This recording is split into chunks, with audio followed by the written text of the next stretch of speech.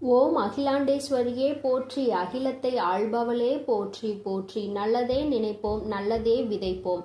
அம்மன் அருள்வாக்கு குழந்தைகளுக்கு இந்த அம்மன் தாயின் ஆசீர்வாதங்கள் எப்பொழுதுமே முழுமையாக கிடைக்கும். அவ்வளவு எளிதாக யாருக்கும் கிடைக்காத பாக்கியம் இந்த வராகி என்னுடைய பாதத்தினை தொடுகின்ற பாக்கியம். என் பிள்ளையே, இன்று உனக்கு உண்மையாகவே அந்த பாக்கியம் கிடைத்திருக்கிறது.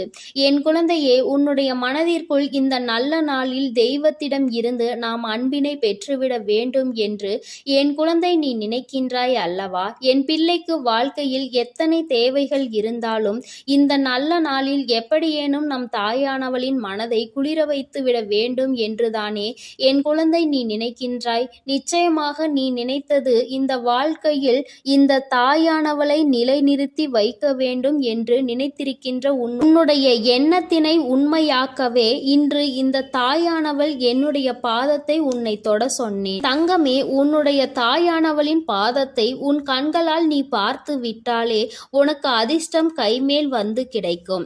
அது மட்டும் அல்லாமல் என்னுடைய பாதத்தினை தொட்டு நீ என்னுடைய ஆசீர்வாதங்களையும் முழுமையாக பெற்று கொண்டாய். உன்னால் அதனை நிச்சயமாக உணரவும் முடியும். என் தங்கமே, தெய்வத்தினுடைய பாதத்தை சரணடைந்த குழந்தைகளுக்கு வாழ்க்கையில் நல்லது மட்டுமே நடக்கும் அல்லவா? இந்த அளவிற்கு ஒரு குழந்தை தன்னையே கதி என்று சரணடைந்து விட்டது என்றால் தெய்வத்திற்கு மனம் இறங்கி வந்து உன்னுடைய வேண்டுதல்களை நிச்சயமாக நிறைவேற்றி கொடுத்து விடுவார்கள் அல்லவா? அதைதான் இன்று உன் தாயானவள் நானும் உன் வாழ்க்கையில் உனக்கு செய்து கொடுக்க வந்திருக்கின்றேன். என் பிள்ளையே, இந்த வாழ்க்கையானது உனக்கு கொடுத்த அத்தனை சந்தோஷங்களையும் நீ மீட்டெடுக்க போகின்றாய். சந்தோஷமே இல்லை என்று சொல்லிவிட முடியாது அல்லவா? எத்தனையோ சந்தோஷங்கள் உன் வாழ்க்கையில் நீ கண்டு கொண்டாய். அதுபோல அந்த சந்தோஷங்களுக்கு பிறகுதான் உன் வாழ்க்கையில் வந்திருக்கின்ற மீள முடியாத பிரச்சனையில் என் பிள்ளை நீ மாட்டிக்கொண்டு தவித்து கொண்டிருந்தாய் அல்லவா? இந்த பிரச்சனையில் இருந்து உன்னை மீட்டு கொண்டு வர இந்த தாயானவள் இன்று நான் முடிவெடுத்திருக்கின்றேன். என் பிள்ளையே, உன் தாயானவள் என்னை நீ சாதாரணமாக எண்ணிவிடக் கூடாது. அம்மா காரணம் இல்லாமல் எதையும் சொல்லவும் மாட்டேன் என்று நம்பிக்கை உனக்கு இருக்கிறது அல்லவா? எத்தனையோ பிள்ளைகளின் வாழ்க்கையில் எத்தனையோ விஷயங்களை சரி செய்து கொடுக்க வேண்டியதாக தான் இருக்கின்றது அல்லவா? ஒவ்வொருவரின் வாழ்க்கையிலும் ஒவ்வொரு விதமான முன்னேற்றங்கள் கொஞ்சம் கொஞ்சமாக வந்து கொண்டே இருக்கும். உடனடியாக நடக்கவில்லை என்று வேதனைப்படாதே. அதை நினைத்து நீ வருத்தப்படாதே. என் பிள்ளையே, ஒவ்வொரு நாளும் இந்த வாழ்க்கையில் உனக்கு நடக்கின்ற ஒவ்வொரு விதமான சூழ்நிலைகளிலும் நீ படுகின்ற வேதனைகளை நான் நிச்சயமாக அறிவேன்.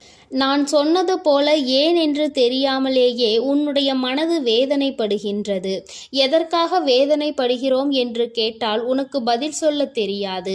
நீ யாரிடமாவது ஆறுதலுக்கு செல்வாயானால் எனக்கு மனதிற்கு ஏதோ ஒரு மாதிரி இருக்கிறது என்று சொல்ல முடிந்த உன்னால் எதனால் இது போன்று இருக்கிறது என்று கேட்டால் அதற்கு பதில் இல்லாமல் நின்று கொண்டிருப்பாய். இப்படியெல்லாம் உன் வாழ்க்கையில் நடப்பதற்கு காரணம் என்ன தெரியுமா? என்றோ நடந்த கஷ்டம்தான் இன்று உன் வாழ்க்கையில் உன்னை ஆட்டி படைத்த பிரச்சனை.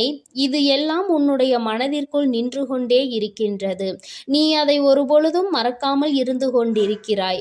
ஒரு நொடியேனும் இந்த விஷயங்களை எல்லாம் நீ மறந்திருந்தால் மட்டும்தான் உன்னுடைய வாழ்க்கையில் இது போன்ற நிகழ்வுகள் உன்னை வேதனைப்படுத்தாமல் இருக்கும். என் தங்கமே, நான் உனக்கு ஒரு நல்ல விஷயம் சொல்கின்றேன். என்ன கஷ்டம் வேண்டுமானாலும் வாழ்க்கையில் நடக்கட்டும், என்ன சோதனைகள் வேண்டுமானாலும் வரட்டும், வந்தது வரட்டும், போவது போகட்டும் என்று எண்ணிக்கொண்டு என்னுடைய பிள்ளையாக இருக்கக்கூடிய நீ இவையெல்லாம் என் தெய்வம் பார்த்து கொள்ளும், குறிப்பாக என் தாயானவள் பார்த்து கொள்வாள் என்று சொல்லிவிட்டு உன்னுடைய மனதை தெய்வத்திடம் கொண்டு வந்து சேர்த்து விடு. அமைதி உனக்கு நிச்சயமாக கிடைக்கும். தேவையில்லாத குழப்பங்கள் எல்லாம் உன்னை விட்டு நீங்கிவிடும்.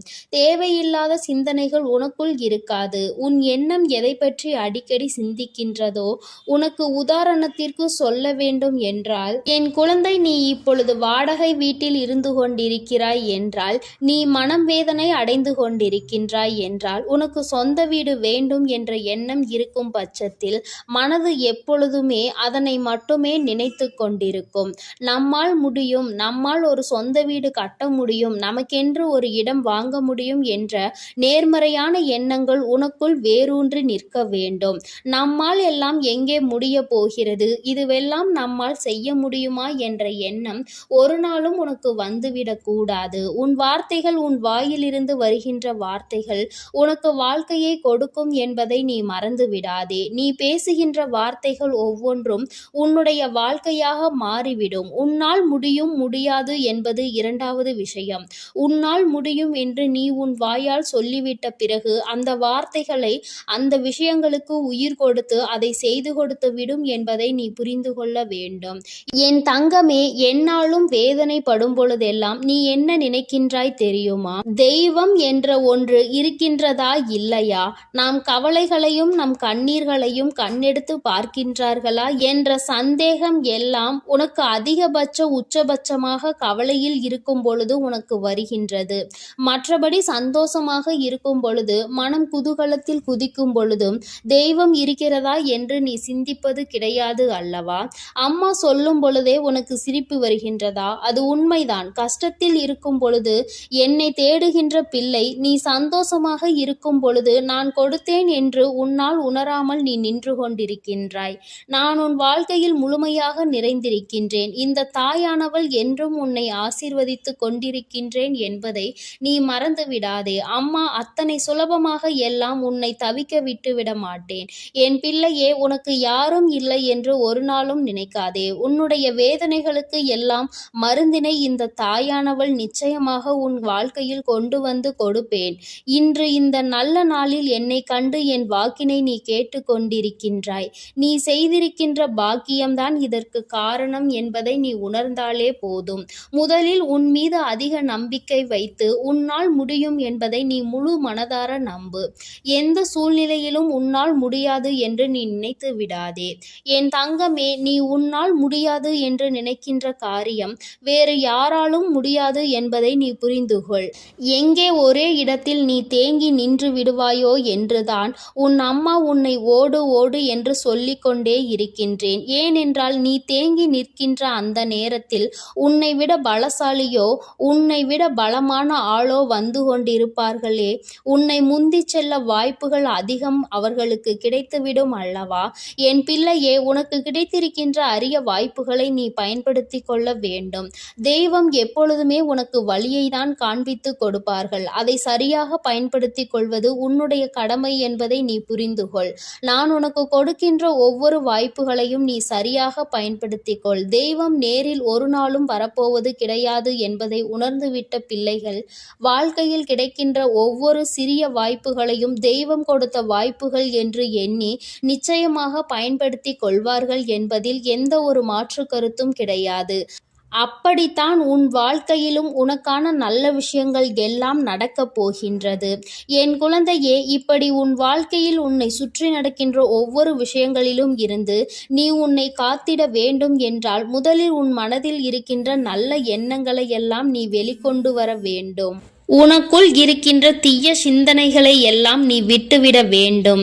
உன் தாயானவள் என் பாதத்தை கண்ட உனக்கு இனி வாழ்க்கையில் என்றுமே நல்லது மட்டுமே நடக்கும். என் அன்பு பிள்ளைக்கு இந்த தாயானவளினுடைய அன்பும் அரவணைப்பும் எப்பொழுதும் முழுமையாக கிடைத்து கொண்டே இருக்கும்.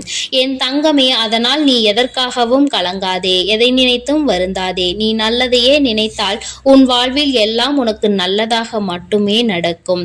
ஓம் ஸ்ரீ வராகி தாயே போற்றி போற்றி. ஓம் ஸ்ரீ வராகி தாயே போற்றி. என் அன்பு பிள்ளைக்கு இந்த அம்மன் தாயின் அன்பும் ஆசீர்வாதமும் முழுமையாக கிடைக்கும்.